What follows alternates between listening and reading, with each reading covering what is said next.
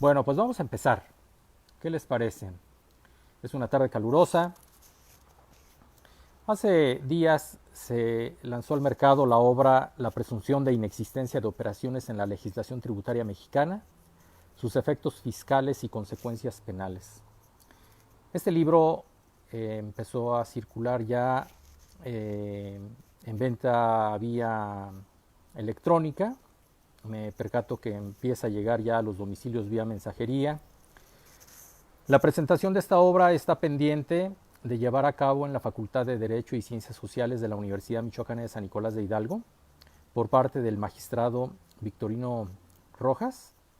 Él es integrante del primer tribunal colegiado en materias administrativa y del trabajo aquí en el 11º circuito y es quien hará la presentación pues una vez que tengamos oportunidad, una vez que se reanuden las actividades en nuestra universidad michoacana para llevar a cabo esta presentación. Juristas del Futuro me hace la invitación de participar y de platicar sobre este tema.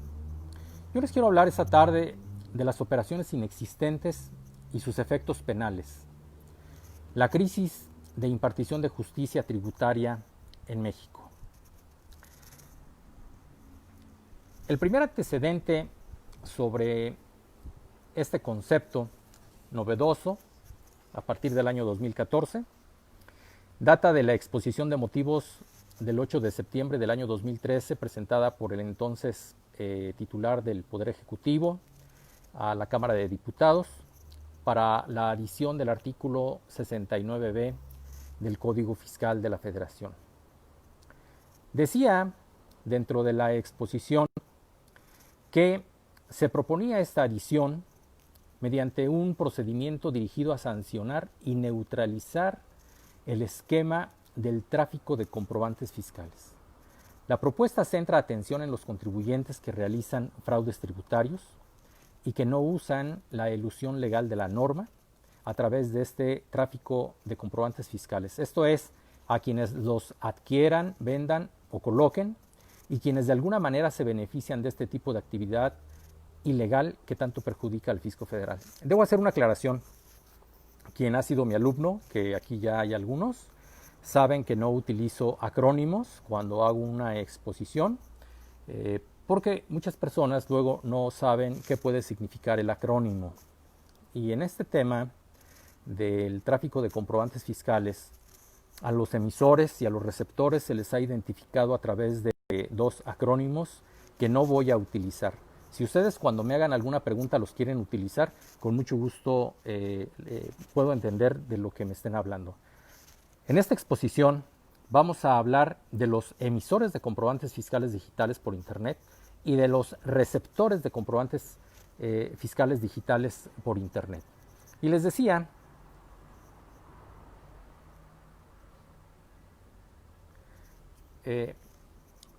una de las reglas en de esta invitación fue el respeto de quien está pues asistiendo desde donde estén a escuchar esta plática.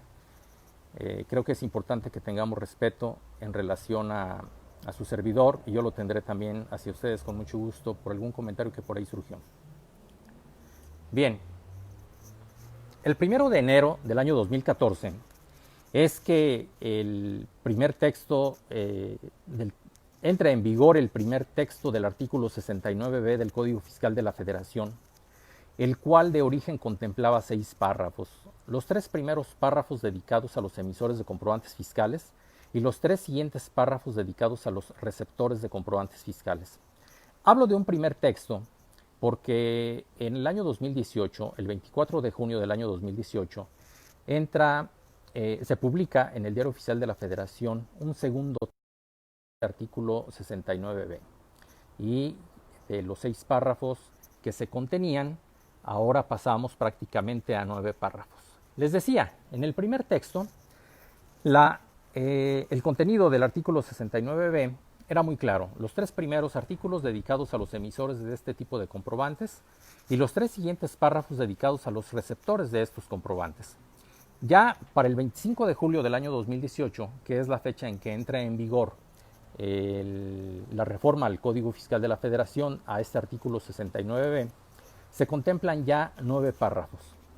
Tenemos aquí que los 4 primeros párrafos están dedicados a los emisores de comprobantes fiscales. El quinto párrafo alude a los receptores de dichos comprobantes, mientras que el sexto y séptimo van destinados a los emisores de los comprobantes, y el octavo y noveno párrafo se refiere a los receptores de los comprobantes fiscales. Si ustedes se percatan, ya el orden establecido de origen por el legislador a propuesta del Ejecutivo, pues ya empieza a distorsionarse, y para efecto tenemos que identificar a quién se está destinando prácticamente cada uno de los párrafos en este nuevo texto. Hay un antes y un después. El antes inicia en el año 2014, el después a partir del 25 de julio del año 2018, donde entra en vigor este nuevo texto del artículo 69b. La descripción operaciones inexistentes arriba al Código Fiscal de la Federación en el año 2014. Y por dichas operaciones inexistentes podemos encontrar que hay una serie de reformas en el Código Fiscal de la Federación. Por ejemplo, nace el artículo 17H en el año 2014, y ahí prácticamente por el tema de operaciones inexistentes podemos encontrar que se pueden cancelar los sellos digitales. En el mismo artículo 69b prácticamente pues nos vamos a percatar de que se dejan sin efectos fiscales las deducciones, y en el artículo 75 alude al agravamiento de multas. En el artículo 83 habla de la sanción, y el artículo 113 está destinado al tipo penal relativo a las personas que adquieran, emitan o comercialicen este tipo de comprobantes. Esta descripción de operaciones inexistentes sigue firme con la reforma a la fracción tercera del artículo 69b del Código Fiscal de la Federación de fecha 16 de mayo, del artículo 113.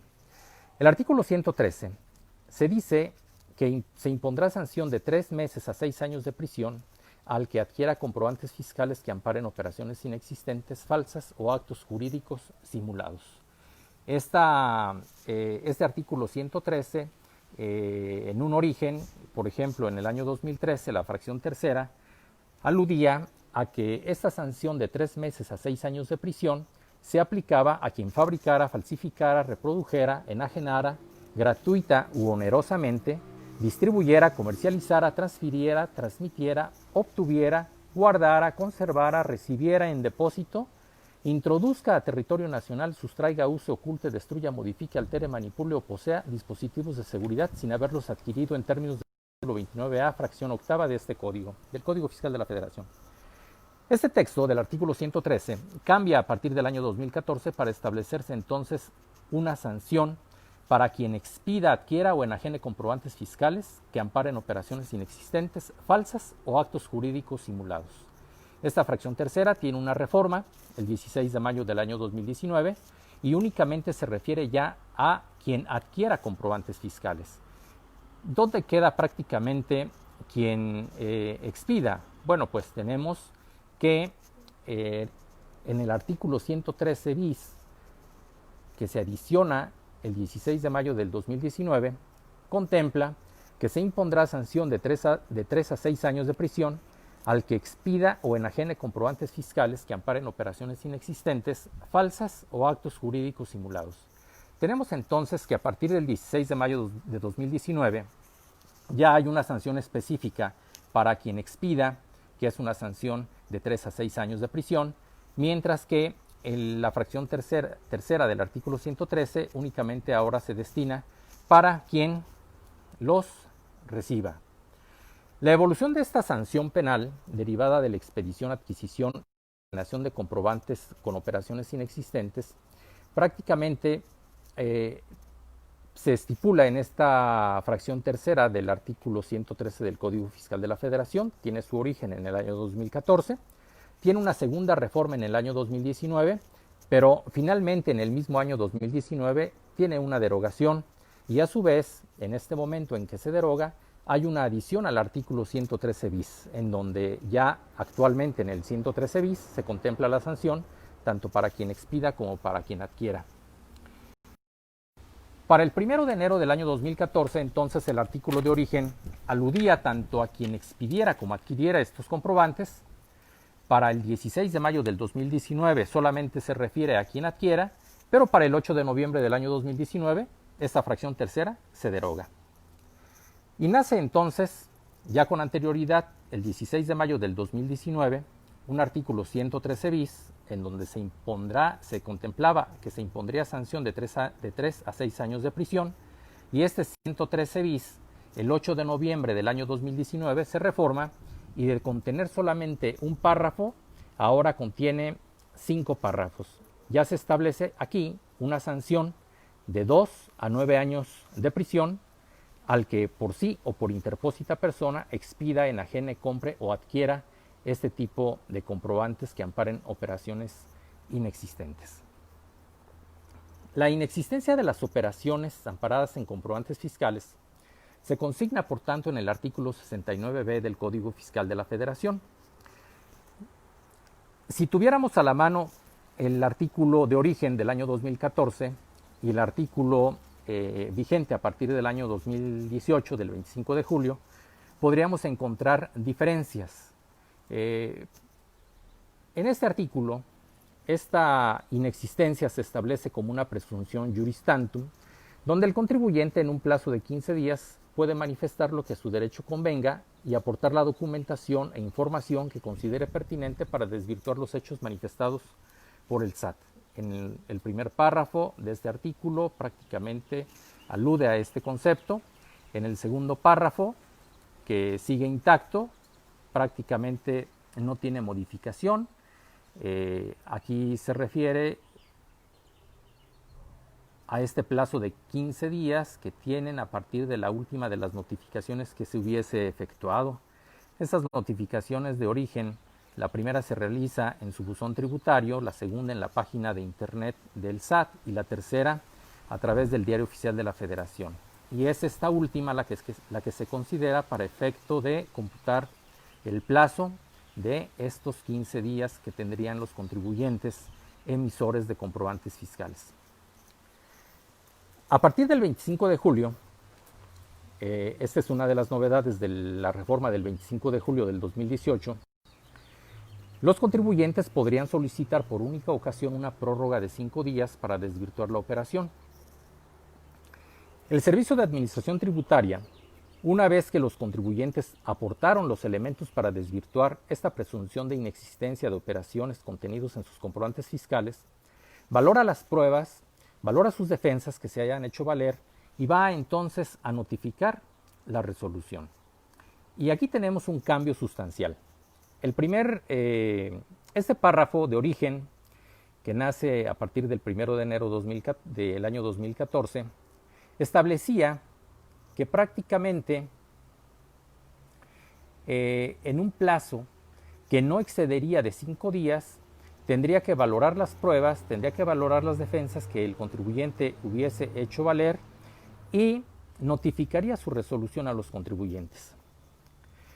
Viene una reforma en este artículo para efecto de que ese plazo de 5 días prácticamente ahora se convierte en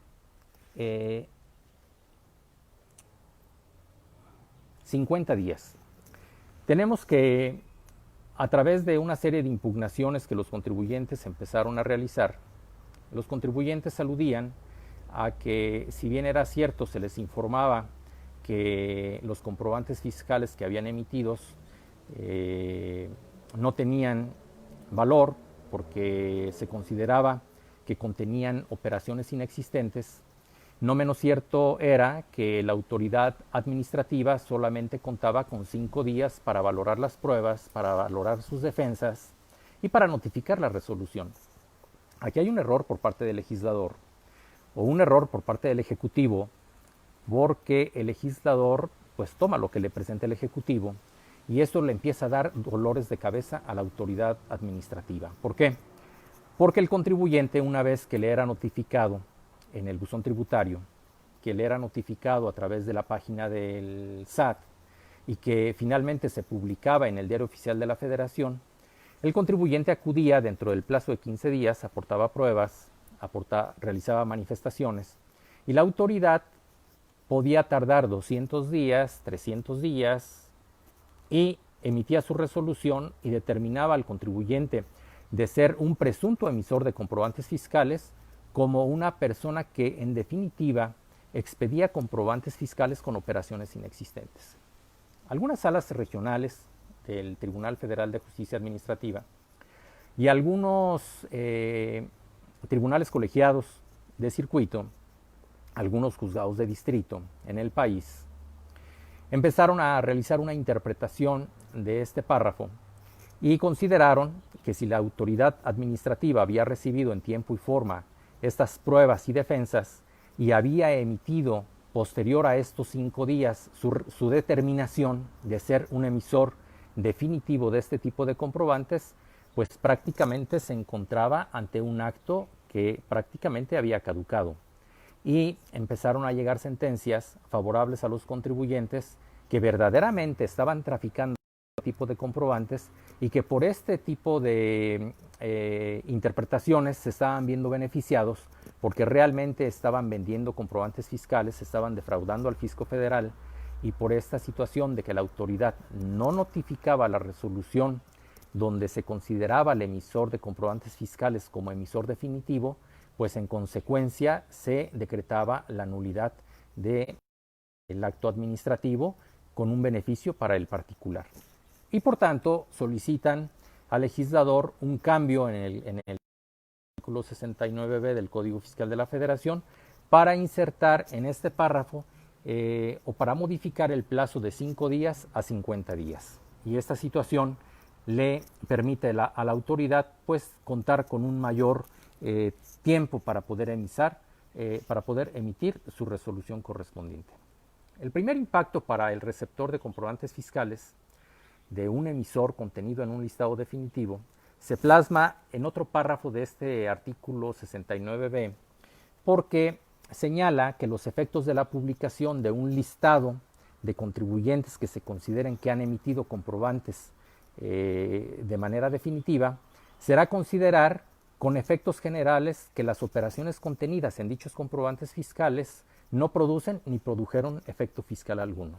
Aquí tuvimos un problema y creo que se sigue teniendo este problema, porque si el contribuyente estaba comprando un producto a su proveedor y su proveedor por alguna circunstancia se encontraba ya en estas listas definitivas, pues este resta impuesto al valor agregado, este impuesto es acreditable y en consecuencia, si esto es derivado de una operación de tráfico de comprobantes fiscales, pues por ende la hacienda pública tendría una lesión al dejar de percibir cantidades que le pudieran corresponder.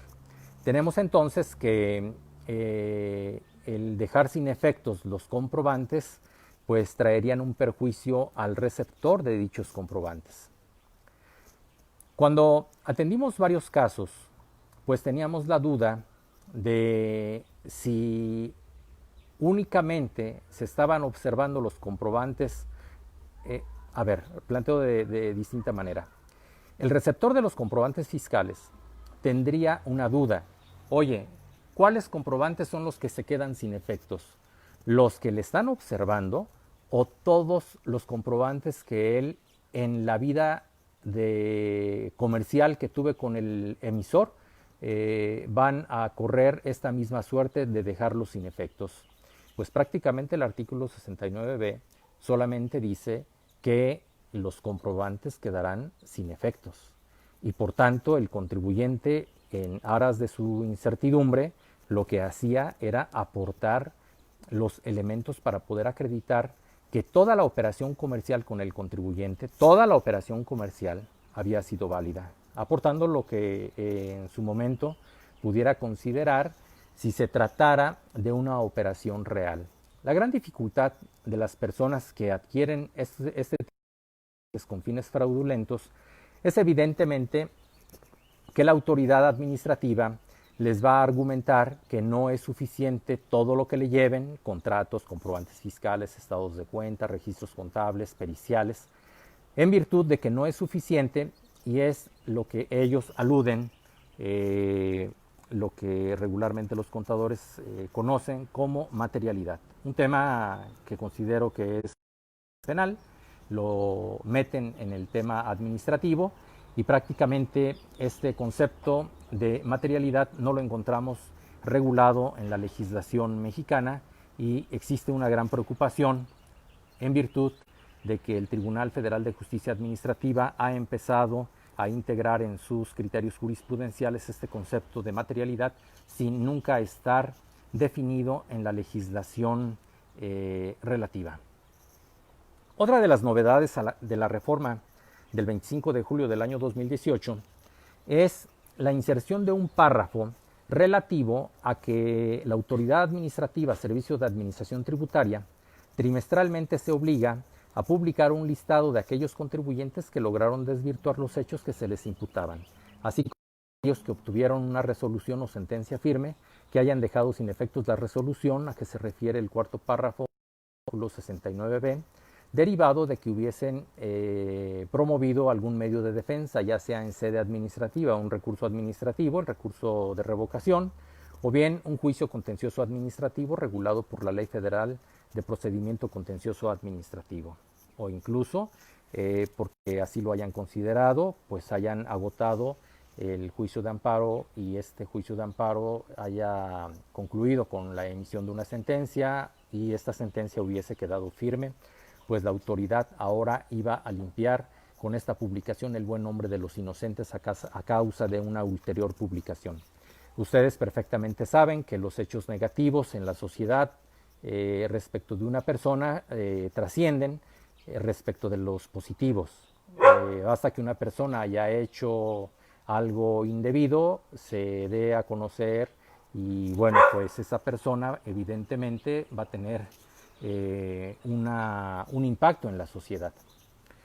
Otro de los párrafos que se adicionan en este texto vigente a partir del 25 de julio del año 2018 es el que establece una caducidad especial dentro de este procedimiento administrativo seguido en forma de juicio. Dice que si la autoridad no notifica la resolución correspondiente dentro del plazo de 50 días, quedará sin efectos la presunción respecto de los comprobantes fiscales observados que dieron origen al procedimiento. Antes del año 2018, antes de la existencia de este párrafo, postulando frente a la autoridad, manifestábamos nosotros que al no haber dado la resolución dentro del término de 15 días, lo que se daba era una caducidad especial y manifestábamos a nuestro favor una tesis emitida por el entonces Tribunal Fiscal, ya de hacía algunos años, en donde señalaba del procedimiento administrativo aduanero, si no se resolvía en un plazo de 4 meses respecto del embargo precautorio, pues prácticamente quedaba sin efectos porque se daba una caducidad especial. Y prácticamente lo hacíamos valer porque así lo pensábamos y esta caducidad especial viene a insertarse ya formalmente dentro de este texto del artículo 69b a partir del día 25 de julio de 2018. El receptor de comprobantes fiscales inexistentes que le haya dado efectos fiscales cuenta entonces con 30 días para acreditar la efectiva adquisición de los bienes o la prestación de los servicios que en su caso se contuvieron o bien corregir su situación fiscal. Evidentemente, un contribuyente que haya comprado un comprobante fiscal de este tipo lo que buscaba era disminuir el impacto tributario y por ende a cambio de ello pues pagar una comisión. Una empresa que realmente hubiese hecho la adquisición de la mercancía, que hubiese recibido un servicio y que ahora le resultase que el emisor de comprobantes fiscales está en una lista definitiva como emisor de comprobantes que sus operaciones son inexistentes, pues tiene un gran problema porque prácticamente si compra la mercancía, si recibe el bien, y ahora le están cuestionando y por lo tanto aquí el contribuyente receptor de esos comprobantes está metido en un gran problema. Cuando acudíamos con la autoridad administrativa dentro de este plazo de 30 días y le llevábamos no solo la contabilidad, no solamente los registros contables, los estados de cuenta, incluso las copias de los cheques con que se les pagaba o las transferencias electrónicas, los contratos correspondientes, el control interno, el cálculo relativo al costo de lo vendido, y dependiendo el tipo de servicio o el tipo de bien que se hubiese adquirido, pues así se le entregaban los elementos a la autoridad y la autoridad sencillamente decía que no eran suficientes para poder acreditar la efectiva adquisición de los bienes o servicios que en dichos comprobantes se contenían. Por tanto, esta determinación, impugnable ante la propia autoridad a través de un recurso administrativo, o bien, de manera optativa, acudir directamente al Tribunal Federal de Justicia Administrativa, pues cuando uno lo agotaba, una de las manifestaciones que hacía la autoridad al contestar el recurso o la demanda era señalar que prácticamente el contribuyente no había acreditado que le hubiese dado efectos fiscales a dichos comprobantes. Así que si ustedes el día de hoy tienen un caso relacionado con un receptor de comprobantes y quieran defenderlo, pues lo primero que tienen que hacer es acreditar en sede administrativa con lo que tengan a la mano, aun cuando no sea algo que señale el Código Fiscal de la Federación, pues prácticamente ustedes aporten la servilleta, la nota, no sé, el correo electrónico, porque prácticamente le empiezan a dar más valor a aspectos que no están regulados por el sistema positivo vigente en la materia, y pues aquí tenemos un gran problema para los contribuyentes, especial problema para los contribuyentes que compraron los comprobantes fiscales. Esos sí están prácticamente sumidos, su salida de ellos es que corran con suerte y no les resuelvan dentro del plazo de 5 días o de 50 días.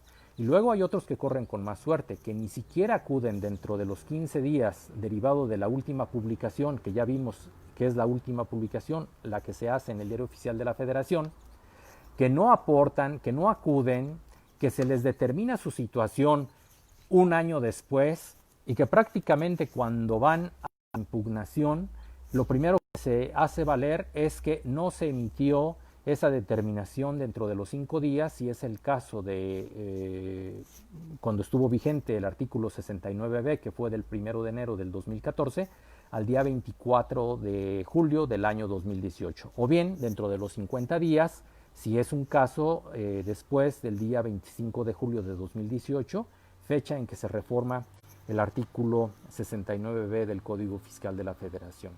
Entonces, es muy importante acreditar no solamente con lo que les acabo de comentar, la contabilidad y lo que tengan a la mano, sino que tienen que señalar que esta relación de comprobantes fiscales, la totalidad se contempla en el rubro de la declaración anual en tal apartado, y que esta cantidad disminuida de los ingresos va a determinar una base fiscal, y a esa base fiscal se le aplica la tasa para determinar el impuesto sobre la renta a cargo. Llevarlos de la mano e incluso presentar una pericial contable por un técnico, un contador público, para que el contador público explique debidamente cómo es que se hace la sumatoria de esos comprobantes fiscales, cómo se integra en un papel de trabajo, cómo se llega a un total y cómo es que ese total se va a integrar a un rubro de la declaración anual. Y con eso se va a acreditar el efecto fiscal que le dieron al comprobante fiscal, porque si no lo hacen, la autoridad se lava las manos y dice: todo lo que me trajiste no me es suficiente y además no me estás acreditando haberle dado un efecto fiscal. Y esto lo hace la autoridad administrativa después de que se dicta una tesis jurisprudencial en este sentido. Bien, tenemos ahora lo relativo a la sanción privativa de libertad, vinculada con el artículo 113 del Código Fiscal de la Federación. Ya vimos que ese 113 en un principio En el 2014 es reformado para establecer la pena para los emisores y los receptores de comprobantes fiscales, que posteriormente sufre una reforma y hace una división para solamente considerar a los receptores y crea el 113 bis para contemplar una sanción privativa de libertad para los emisores y que posteriormente se deroga la fracción tercera del 113 y que prácticamente tenemos un 113 bis que posteriormente es reformado en el año 2019 para integrar ahora diversos párrafos o en diversos párrafos la sanción privativa de libertad. Por un lado para quien emita los comprobantes y por el otro lado para quien reciba los comprobantes. La verdad es que en la práctica yo no he visto en materia penal a nadie llevando un proceso por el artículo 113 o 113 bis, dependiendo de la temporalidad en que se haya realizado la conducta. Y aquí prácticamente me da pena decirlo, pero la Suprema Corte de Justicia de la Nación, dentro de otras muchas autoridades administrativas o autoridades jurisdiccionales o incluso universidades públicas, se han visto involucradas en este tráfico de comprobantes fiscales de una manera directa o de una manera indirecta. Tenemos entonces que ya para el año 2019, específicamente con la publicación que se realiza en el Diario Oficial de la Federación el 8 de noviembre, pues que la política criminal está ya ahora al servicio del fortalecimiento de la hacienda pública. Paso a explicarlo.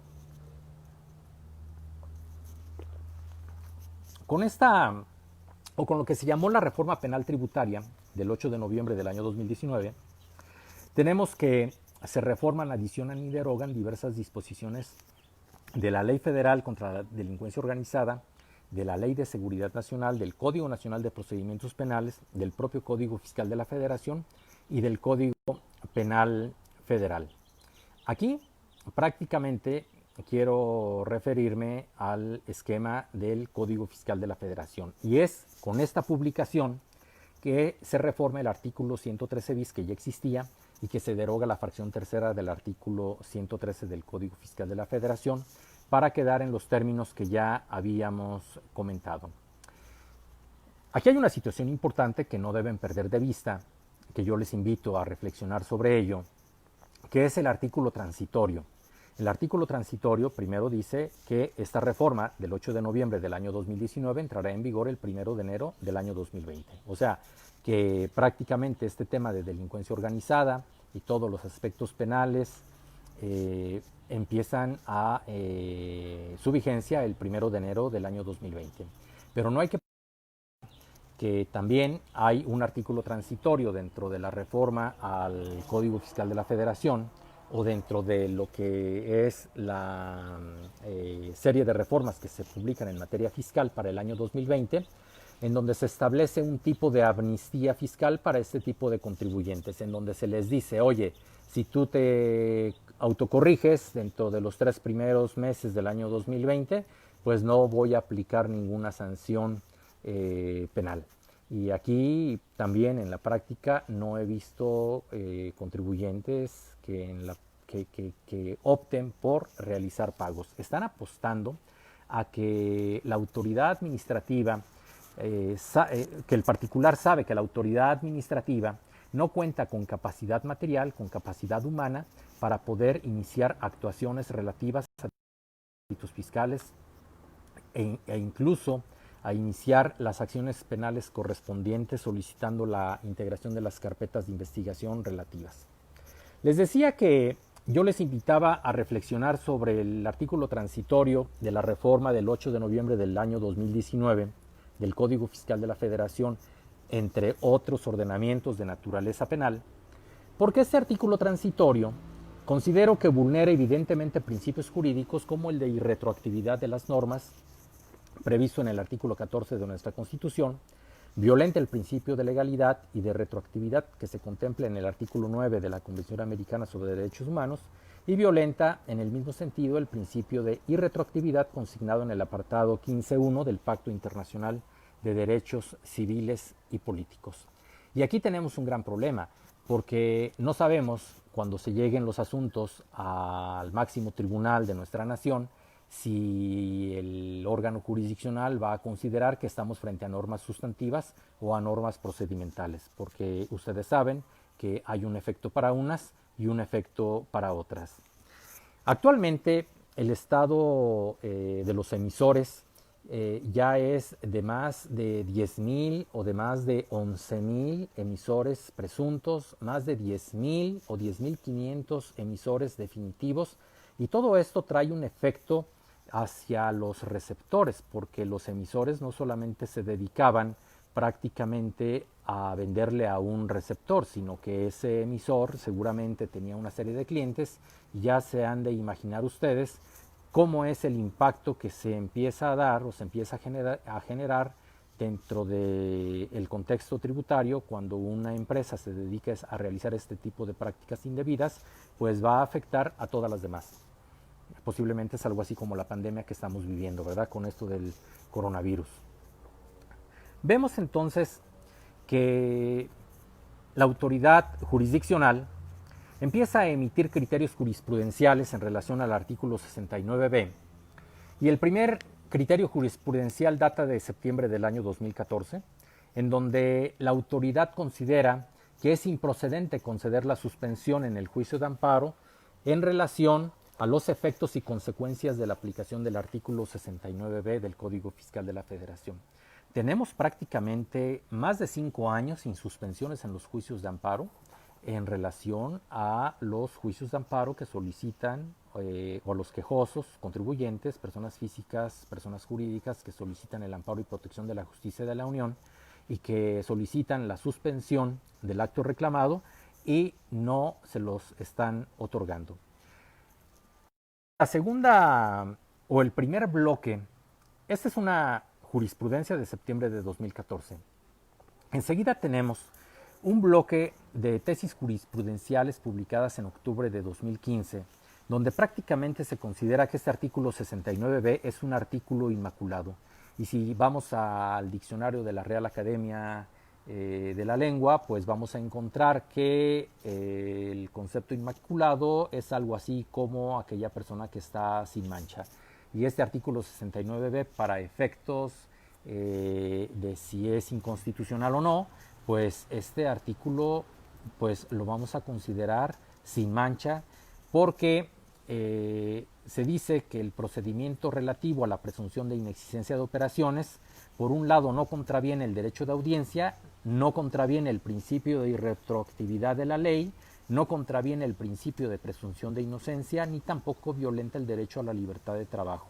Y además de que la publicación que se hace es una publicación de carácter público y que los datos que ahí se contienen, como es el nombre del contribuyente, el Registro Federal de Contribuyentes, se puede dar a conocer a terceros. Tenemos este bloque de jurisprudencias de octubre de 2015, y en diciembre de 2015 tenemos una jurisprudencia que dice que las publicaciones con los datos de los contribuyentes a que hace referencia el artículo 69b no constituyen una pena que deba respetar los derechos reconocidos en el artículo 22 de la Constitución. Aquí precisamente, y el día de hoy empezaron a circular en los chats de donde seguramente todos ustedes son parte, un extracto de una suspensión de plano que conceden a un quejoso, señalando una violación al artículo 39 del Código Fiscal de la Federación, porque dice que se establecen algunos aspectos negativos del artículo 22 de la Constitución. Y anoche precisamente con Gilberto platicábamos este asunto, leíamos y releíamos el artículo 22 de la Constitución, y pues prácticamente no encontrábamos cómo es que se hila el 39 del Código Fiscal de la Federación, que ustedes saben que en este artículo 39 el legislador dota de facultades al Ejecutivo Federal a efecto de que pueda condonar o eximir de contribuciones por alguna situación, entre ellas el tema de una pandemia como la que hoy estamos viviendo. Por lo tanto, esta tesis jurisprudencial de diciembre del año 2015 pues señala en este caso la segunda sala de la Suprema Corte de Justicia de la Nación que no constituye que deba respetar los derechos que se reconocen en el artículo 22 de la Constitución Política de nuestro país. Ya en el año de 2017, específicamente en noviembre, a nivel de tribunales colegiados, se establece una tesis jurisprudencial relativa a que no se actualiza la negativa ficta si la autoridad respecto del escrito con el que el contribuyente a favor de quien se expidieron los comprobantes que amparan estas operaciones inexistentes con motivo del procedimiento contenido en este artículo 69b pretende desvirtuar esta resolución si no precisa los efectos fiscales que dio aquellos. Esta jurisprudencia evidentemente es garantista, pero garantista para la autoridad administrativa. Y es aquí donde empieza la autoridad administrativa a, dentro de contemplar, dentro de sus determinaciones, que los contribuyentes receptores de comprobantes fiscales no acreditaron haberle dado efectos fiscales y por tanto no reúne los requisitos para poder entrar al estudio de las pruebas o de adminicular todos los elementos probatorios que se le hubiesen contemplado. De noviembre de 2017 brincamos a agosto del año 2018, donde en una jurisprudencia del Poder Judicial de la Federación, en una tesis de un pleno de circuito, recoge el término por primera ocasión de operaciones inexistentes, señalando que el juicio de amparo directo era improcedente si se actualizaba una de las causales para poder impugnar este tipo de actos. Y con esto hay una gran purga de juicios. Ya para mayo de 2019 hay otra jurisprudencia donde se sigue la política de negar las suspensiones en el juicio de amparo. El rubro dice suspensión en el juicio de amparo, es improcedente concederla contra la determinación de la autoridad hacendaria de notificar en la página de internet del SAT y en el Diario Oficial de la Federación la resolución preliminar que contiene la presunción de inexistencia de operaciones del contribuyente a que se refiere al artículo 69b del Código Fiscal de la Federación. Para julio de 2019 se acota el camino y esta parte es importante porque el rubro de esta jurisprudencia dice que al ejercer las facultades de comprobación, la autoridad fiscal puede corroborar la autenticidad de las actividades o actos realizados por el contribuyente a fin de determinar la procedencia de sus pretensiones sin necesidad de llevar a cabo previamente el procedimiento relativo a la presunción de inexistencia de operaciones previsto en el artículo 69b del que estamos hablando. Y aquí prácticamente a quien se le acota el camino es a la autoridad administrativa, porque ustedes saben que un contribuyente que se dedica al tráfico de comprobantes fiscales, emisor o receptor, la autoridad administrativa inicia la secuencia que se contiene en el 69b y por ende pues tiene una serie de plazos, los contribuyentes tienen a su alcance medios de defensa y prácticamente la autoridad no ve la suya y esto puede ayudar a que incluso pueda darse la caducidad de sus facultades o la prescripción de las obligaciones para efecto de poder ella después iniciar facultades de comprobación. Y entonces aquí pues le echan un canillazo a la autoridad administrativa con esta jurisprudencia. La segunda sala determina que es válido que cuando ejerzan facultades de comprobación, la autoridad pueda corroborar la autenticidad de las actividades o de los actos que realizó el contribuyente sin necesidad de iniciar previamente el procedimiento relativo a la presunción de inexistencia de operaciones. Creo que esta parte es cuestionable, sin embargo el gran problema que tenemos es que si ya está el criterio, pues es picar piedra de nuevo, hacer los planteamientos correspondientes para poder cambiar el criterio y que la autoridad jurisdiccional en una nueva interpretación pues pueda considerar lo contrario. Pero bueno, en ese mismo mes del año 2019, en julio, viene el gran escape. Y digo el gran escape porque con estas dos jurisprudencias que se dictan por la segunda sala, muchos de los juicios que teníamos en los tribunales salen a flote de manera exitosa. Ya estoy hablando en mi experiencia de asuntos que ya estaban en amparo, en donde las salas regionales no nos concedían la razón por haber hecho un agravio, por ejemplo, relativo al plazo de 5 días, prácticamente no se tenía en consideración e insistíamos nosotros en el amparo, y en el amparo el colegiado determina, en base a estas dos tesis jurisprudenciales, que prácticamente se tenía la razón. Dicen los rubros que la presunción preliminar de inexistencia de operaciones, ambos rubros son en el mismo sentido, queda sin efectos cuando dentro del plazo previsto para ello se notifica la resolución que la confirma y decide en definitiva sobre la situación jurídica de los contribuyentes que se ubican en el supuesto del primer párrafo del 69. Dice esta primera tesis, bueno, las dos, que es el sistema normativo vigente en 2016 y 2017. Bueno, aquí hay que aclarar que también durante el 2018, hasta el día 24 de julio del año 2018, estuvo vigente el texto de los 5 días. Es a partir del 25 de julio del año 2018 donde tenemos un nuevo texto que ya analizamos en un principio. Tenemos en la siguiente tesis que dice que el plazo para decidir en definitiva sobre la situación jurídica de los contribuyentes que se ubican en el supuesto del primer párrafo del 69b, pues prácticamente tiene la autoridad caducadas sus facultades para poder emitir una resolución que regularmente era la que estábamos impugnando. En septiembre de 2019 hay una nueva reflexión respecto del procedimiento de determinación de inexistencia de operaciones. En un principio se había dicho que el artículo 70 del reglamento del Código Fiscal, que prevé un requerimiento de información adicional, contravenía los principios de reserva de ley y de subordinación jerárquica, y ahora resulta que la segunda sala, en septiembre de 2019, hace esta nueva reflexión y considera que no hay una contravención a estos principios.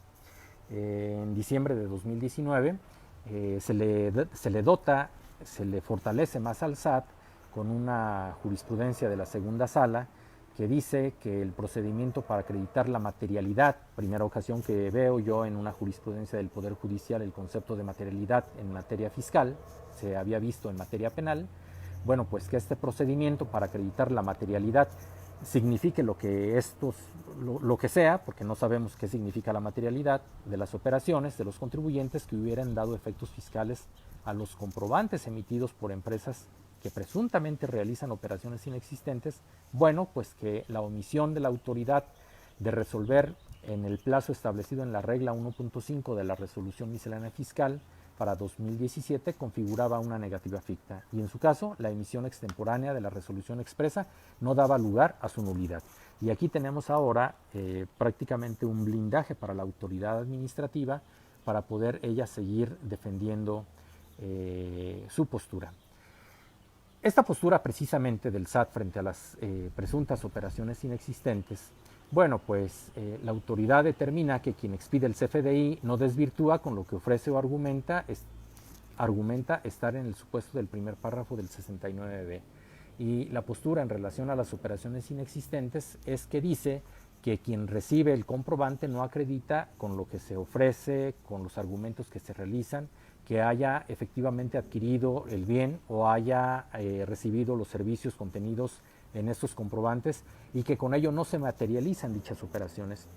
Viene una situación delicada en el Tribunal Federal de Justicia Administrativa porque hay una jurisprudencia que dicta en base a una tesis de la primera sala de la Corte, pero esta tesis de la primera sala de la Corte prácticamente se dicta en mayo de 2013, y en mayo del 2013 no existía ni siquiera la iniciativa de ley que presenta el Ejecutivo al Legislativo para adicionar el artículo 69b en relación a este tráfico de comprobantes fiscales.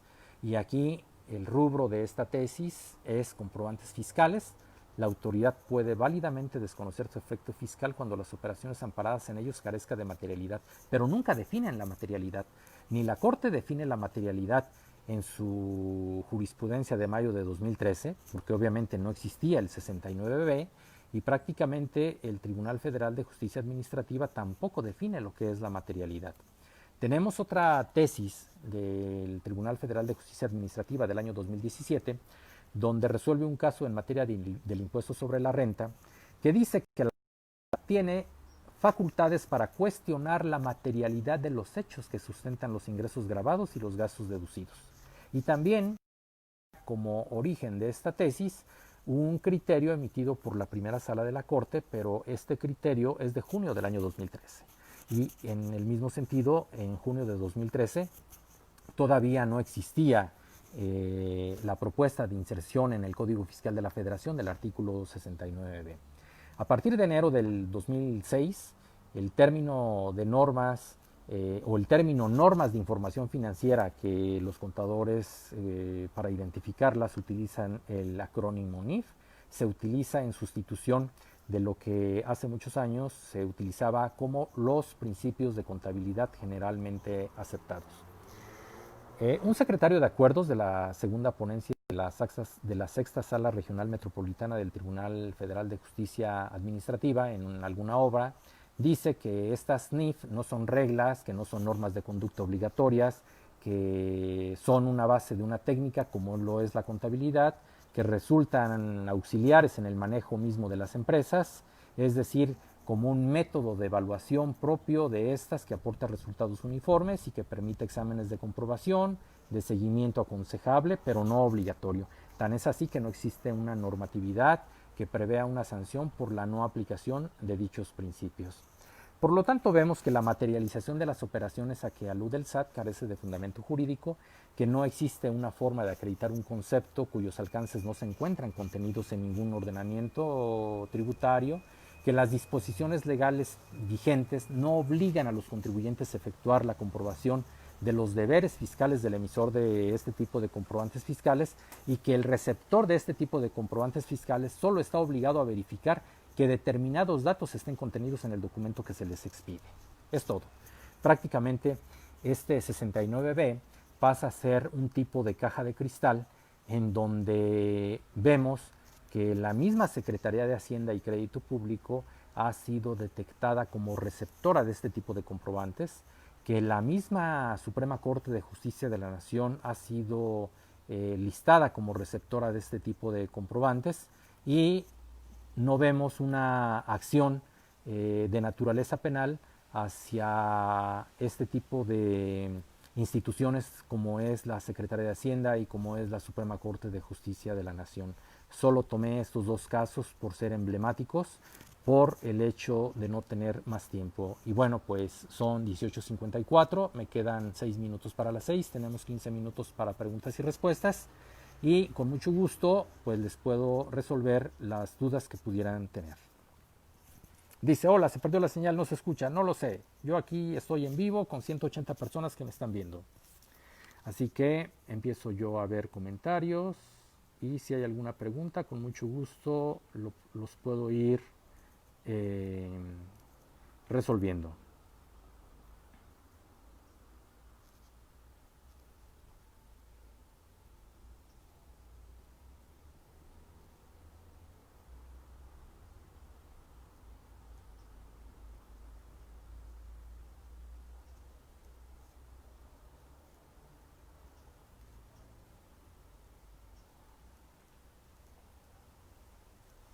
Gabriel Castaño pregunta que cuándo es el momento idóneo para presentar un pericial. Va a depender. Va a depender del tipo de bien que se haya adquirido. Vamos al supuesto de que efectivamente se hayan realizado las operaciones, que no se trate de la compra de un comprobante fiscal.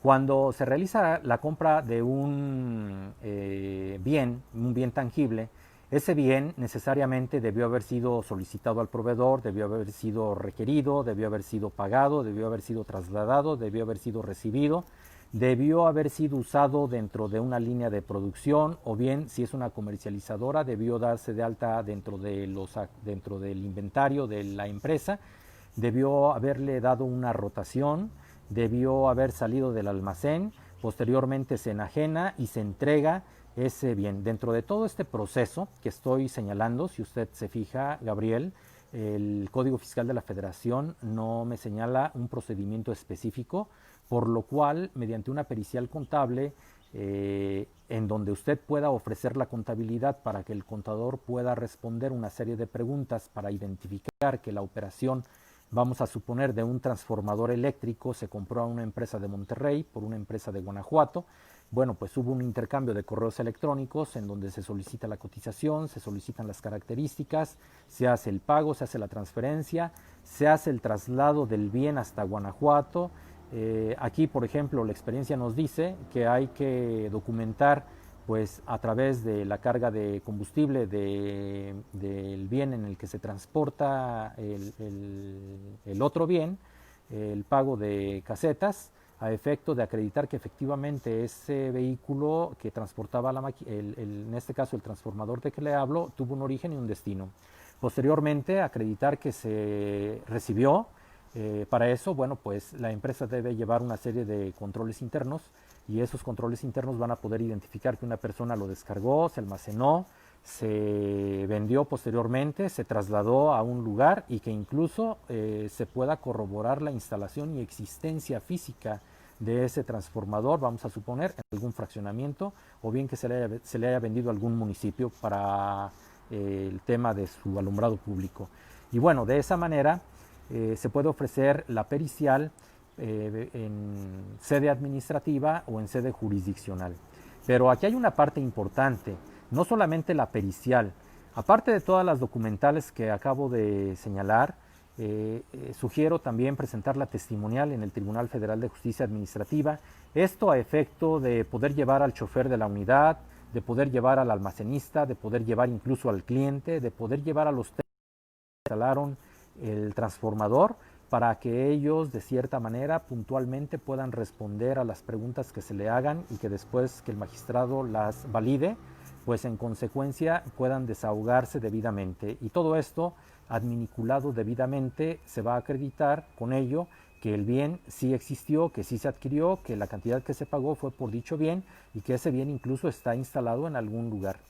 El problema que tenemos, Gabriel, es cuando se trata de servicios, porque regularmente estas empresas que se dedican al tráfico de comprobantes fiscales les facturan servicios porque es algo intangible, pero no les entrega nada. Por ejemplo, les facturan estudios de mercado, el registro de una marca, el de cobranza, bueno, una serie de conceptos que se han inventado pero que no tienen un sustento sólido como para poder acreditar que estos, bueno, dice Ahmad Mustafa que el PAMA queda sin efecto si no se resuelve en el término de 4 meses contados a partir de la fecha en que queda integrado el expediente, si lo establece la propia ley aduanera. Ahmad Mustafa, precisamente el Tribunal Federal de Justicia Administrativa dictó ya hace algunos años una tesis jurisprudencial en ese mismo sentido que usted hace el comentario. Y cuando uno acudía ante el Tribunal Federal de Justicia Administrativa y hacía valer un concepto de impugnación que se sustentaba en este criterio jurisprudencial, pues prácticamente algunas salas decían que no era aplicable. Eh, en realidad vemos muchas salas del Tribunal Federal de Justicia Administrativa que parece ser que son de la propia autoridad administrativa y muy pocas salas vemos que son pro contribuyente y en realidad veo yo muchas salas que son pro autoridad.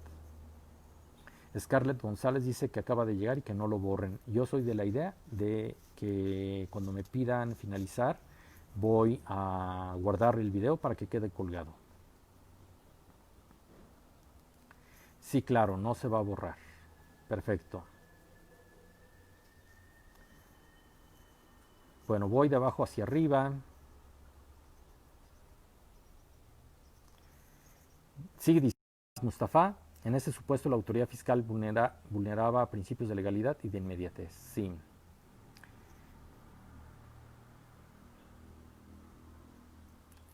Bueno,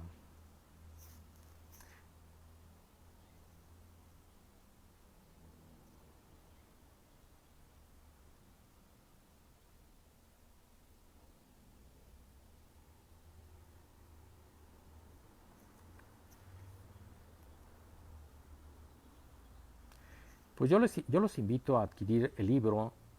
En el libro van a encontrar una serie de aspectos que son aplicables a muchos casos en donde ustedes pueden hacerlos valer y prácticamente pueden tener algún beneficio para sus clientes o bien alguna idea para que puedan estar atendiendo este tipo de situaciones. Les quiero comentar que, por ejemplo, la autoridad administrativa dentro de los 3 primeros meses del año empezó a realizar una serie de invitaciones totalmente ilegales. Llegaban al buzón tributario una citación en sus oficinas y cuando se presenta el contribuyente no se levanta ninguna actuación, sencillamente se les dice, mira, detectamos que tu empresa adquirió de este tipo de emisores considerados como definitivos, tantos comprobantes fiscales por este concepto, por estas cantidades. Y bueno, pues te doy 8 días para que te sumes al artículo 8º transitorio del decreto de reformas fiscales para efecto de que pues te autocorrijas y a cambio pues no vamos a ejercer acción penal. Y prácticamente, bueno, pues eso y nada es lo mismo, pero el contribuyente una vez que es citado y una vez que llega ahí en la sala, en donde hay 6 administradores, en donde le leen la cartilla, pues ese contribuyente totalmente se encuentra vulnerado, no va a dormir y muchas veces el contribuyente regresa y dice, ¿sabes qué? Pues lo que quiero es pagar. Y ese contribuyente muchas veces no entiende que la autoridad tiene que iniciar este procedimiento de determinación y prácticamente pues tenemos un criterio relativo a que cuando inicia facultades de comprobación tiene la oportunidad en este caso de presentar algunas pruebas, situación que quizá el tribunal le pueda decir ya no estás en tiempo, tu tiempo fueron 30 días y bueno, pues ahí está el contribuyente entre la espada y la pared. Y ante ello muchos contribuyentes lo que hacían fue pagar, otros realmente no pagaban. Y bueno, este tipo de situaciones no es solamente relativo a la compra de comprobantes fiscales, sino también es relativo a la tercerización de servicios, por ejemplo, a la mano de obra. Tenemos que se abusó de la figura de los honorarios asimilables a salarios y la autoridad administrativa está cuestionando a los receptores, está cuestionando a las personas a quienes se les asimiló a salarios una serie de servicios profesionales. De pronto nos encontramos que este profesionista pues recibía pagos de 5 empresas y las 5 empresas radicaban en la Ciudad de México, nada más que uno estaba en el norte, otro en el sur, otro en el oriente, otro en el poniente, y se le pregunta, oye, ¿y a cada una de ellas qué servicio le prestaste? ¿Y cómo es que prestabas el servicio? ¿Y cómo es que te trasladabas? Y prácticamente es una presión de tal manera que tiene el contribuyente y termina pagando, ese contribuyente termina pagando. Bueno, pues creo que atendí todos los comentarios que están aquí, son las 7:04. El video lo voy a dejar colgado para quien lo guste escuchar posteriormente.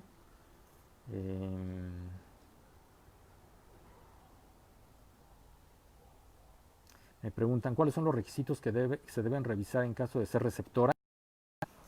A ver, si compró facturas, pues está en el supuesto de que sabe a lo que se estaba arriesgando. Si yo prácticamente estoy comprando un bien o me van a prestar un servicio, el día de hoy debo ser cuidadoso, sumamente cuidadoso.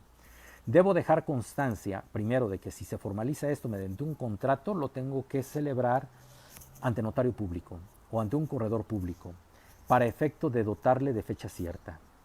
Aquí no estamos dando una solución hacia el pasado, estamos viendo la forma en la cual el contribuyente se puede blindar para el futuro. Voy a comprar un bien, me van a prestar un servicio, lo formalizamos en ese sentido. Le damos fecha cierta para efecto de que la autoridad no nos pueda decir que el comprobante que le aportamos, si bien reúne los requisitos fiscales, que se pagó mediante transferencia electrónica, el contrato que se presenta no tiene fecha cierta y prácticamente ya con eso empezamos a blindar.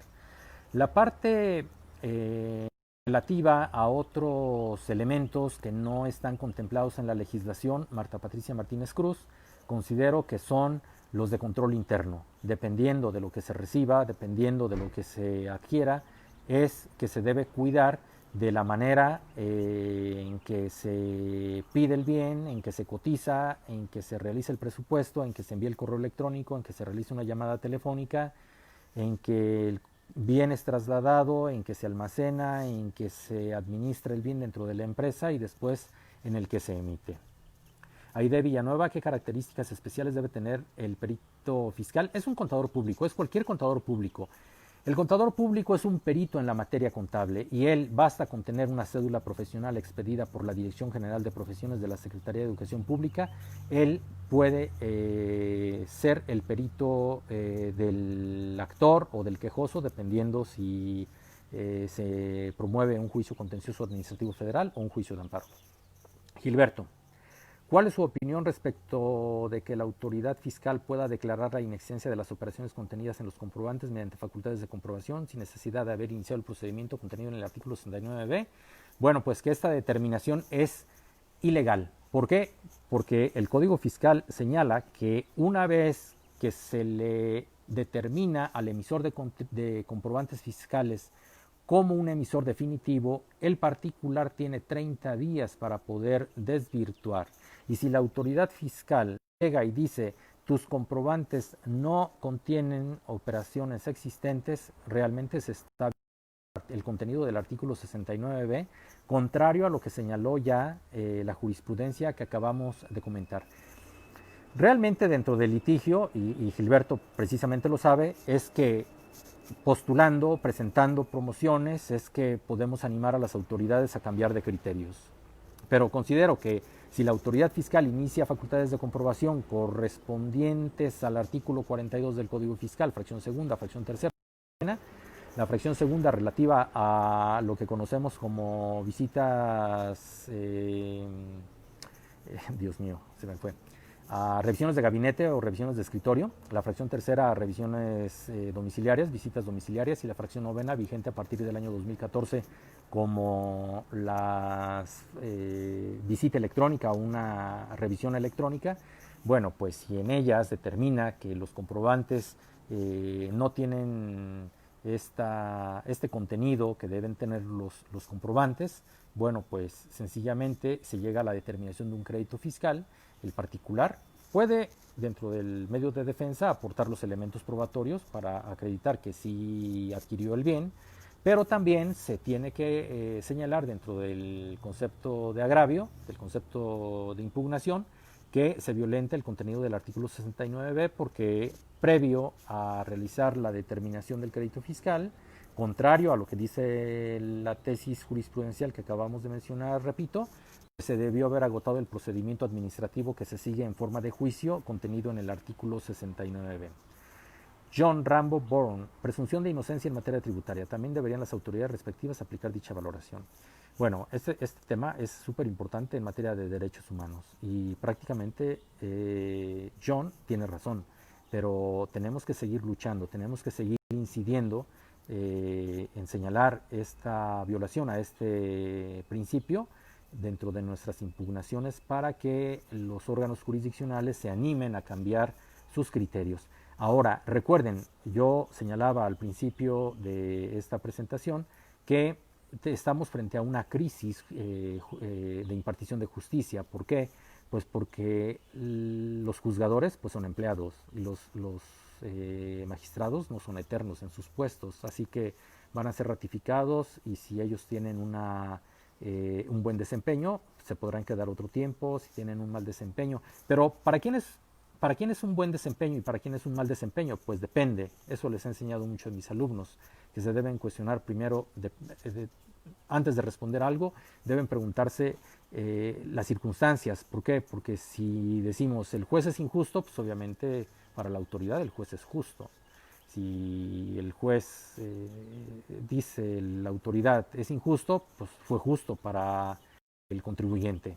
Vemos entonces pues, que en un juicio hay un ganador y hay un perdedor, eso indiscutiblemente.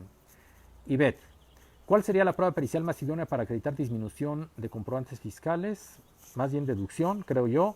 El contador público. El contador público es la persona que nos puede ayudar, pero aquí deben tener en consideración que para aportar la pericial deben estructurar el cuestionario y ofrecer la contabilidad para que derivado de dicha contabilidad el perito pueda tomar los elementos para poder responder. Porque si no aportan la contabilidad en el juicio o en el recurso, en el recurso, Recuerden que el tema de aportación de pruebas es en el recurso, por la jurisprudencia que ya tiene algunos años, porque no lo dice la Ley Federal de Procedimiento Contencioso Administrativo. Las pruebas se tienen que aportar dentro del recurso administrativo o bien dentro del procedimiento de fiscalización. El perito entonces será el perito contable. Se pueden presentar peritos en informática o peritos en otra materia, dependiendo el tipo de bien que se pudo haber adquirido. Eric, ¿qué sucede actualmente con las compras ahora que los patrones están haciendo para entregar despensas a sus empleados? ¿Cómo considerar esa deducción? Si la despensa se entrega en especie, si se entrega físicamente, el patrón debe tener cuidado de que en el momento en que se compren los bienes que van a integrar esa despensa, deje elementos suficientes para poder acreditar en un futuro que la compra se realizó. Que si yo fui de una ciudad a otra, bueno, pues tengo que llevar o guardar una bitácora o hacer una bitácora de ese viaje, kilometraje, fotografías, identificar quién es el chofer de la unidad, tener documentos de identificación debidos de esa persona por si se llegan a necesitar en un futuro. Gracias, profesor, es un gusto escucharlo. Mi pregunta, ¿hasta qué momento la autoridad fiscal materializa una orden de aprehensión a un receptor de comprobantes de operaciones inexistentes? Bueno, aquí técnicamente hasta que la autoridad fiscal tiene todos los elementos para poder determinar la conducta del infractor. Si es por ejemplo, el artículo 113 bis vigente, que habla de los emisores y de los receptores. Este tipo penal no es patrimonial, es de conducta. Entonces, vamos a considerar defraudación fiscal. En la defraudación fiscal se tiene que acreditar la afectación patrimonial, y esta afectación patrimonial se va a acreditar con la determinación del crédito fiscal. En el caso de la emisión de comprobantes de esta naturaleza, de la comprobantes o de la le llama emisor, receptor o comercialización de este tipo de comprobantes, pues aquí en el momento en que la autoridad acredite que se emitió el comprobante y que se convirtió en definitivo y que esta resolución quedó firme, en ese momento la autoridad podrá solicitar la integración de una carpeta de investigación, porque es un delito de conducta. Y aquí no estamos hablando de una cuantía determinada. La cuantía determinada se da en el tema de delincuencia organizada, nada más. Entonces, en el momento en que la autoridad considere que queda firme la determinación del contribuyente como emisor de comprobantes fiscales definitivo, en ese momento ya puede actuar en el ámbito penal. En relación al receptor, pues cuando también el receptor se ha identificado como receptor de los comprobantes y no haya acudido dentro del plazo de 30 días, la autoridad tendría que iniciar facultades de comprobación, determinar el crédito fiscal, dar la oportunidad de defensa, esperar a que sea exigible, una vez que sea exigible el crédito fiscal, ver si se impugna o no se impugna. Si se impugna, hay que esperar a que quede firme la resolución favorable a la autoridad y en este caso actúa penalmente. O sea, el camino es largo, el camino es muy largo. ¿Es correcta la incorporación de estos temas fiscales al rubro de delincuencia organizada, Omar Antonio Correa? Sí. Solamente que hay una característica aquí especial, que es la cuantía. Eric Ruiz, el efecto fiscal como deducciones me refiero. El efecto fiscal, arriba me decía, ¿qué sucede actualmente con las compras ahora que los patrones están haciendo para entregar despensas a sus empleados? ¿Cómo considerar esta deducción? El efecto fiscal, bueno, pues cuando usted compra los bienes que van a integrar esa despensa, esos bienes van a ser una deducción para la empresa. En un papel de trabajo específico hay que identificarlos y después dentro del cúmulo de conceptos de su contabilidad que van a integrar el rubro de deducciones en su declaración anual, ahí los tiene que llevar incorporados. Por eso es el perito, el perito tiene que decir ¿qué integra el concepto de deducciones? Mira, el concepto de deducciones integra todas estas compras.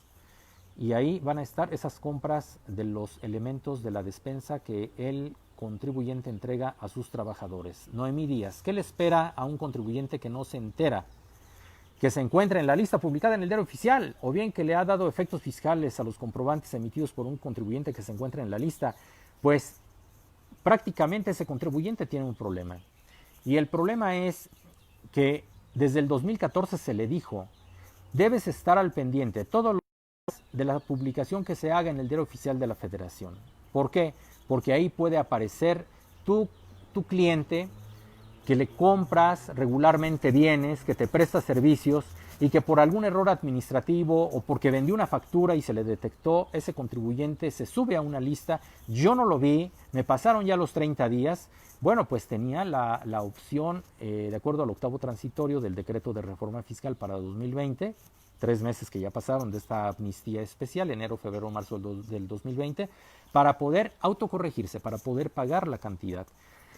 Yo le sugiero que espere una visita domiciliaria y que cuando le hagan la determinación del crédito fiscal, en la impugnación, habría que revisar la legalidad de esta actuación a efecto de plantear los agravios relativos. Y aquí una sugerencia, hay que ir sembrando desde el recurso de revocación los aspectos relativos a la inconstitucionalidad e inconvencionalidad del artículo 69b del Código Fiscal de la Federación, para poder llegar al amparo directo y posteriormente al amparo directo en revisión que resuelve la Suprema Corte de Justicia de la Nación. Juan Carlos Quirós, esta caducidad referida para efectos de la determinación de la autoridad en donde encuentra sustento. Ahora ya encuentra sustento en el nuevo texto del artículo 69b, que está vigente a partir del 25 de julio del año 2018. No tenía sustento del 1 de enero del 2014 al 24 de julio del año 2018. No olviden que la reforma tiene una vacatio legis de 30 días, porque se publica el 24 de junio del año 2018 y dice que entrará en vigor 30 días siguientes a que sea publicada. Bueno, pues han terminado las preguntas. Es un placer estar con ustedes. Una disculpa por la persona, pero creo que ya vi que lo sacaron del grupo. Lo importante es el respeto en este tipo de planteamientos. Si utilicé un apuntador, pues evidentemente era por el hecho de que el tiempo estaba justo.